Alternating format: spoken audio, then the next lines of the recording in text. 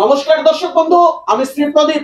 আজকে আমি যেটা নিয়ে মূলত আপনাদের সঙ্গে আলোচনা করব, প্রচুর লোক আমার কাছে আসেন যে দাদা প্রচুর টাকা ঋণ হয়ে গেছে, বাড়িতে 24 ঘন্টা রোগ সারছে না এবং ঋণের দায়ে পালিয়ে পালিয়ে বেড়াতে হচ্ছে। সামান্য একটি ঘরোয়া টোটকা আজকে আপনি আপনাদের বলবো, এই টোটকাটা করুন।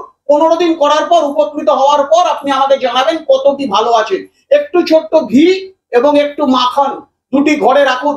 আপনি যেখানে টয়লেট করতে যান, টয়লেট যখন করা হয়ে যায় বা ফ্লাশারের মধ্যে আপনি একটুখানি ঘি, একটুখানি মাখন এবং একটু নীল ওর মধ্যে ফেলে ফ্লাশ করে দিন। সারাদিনে আপনার এটাই কাজ।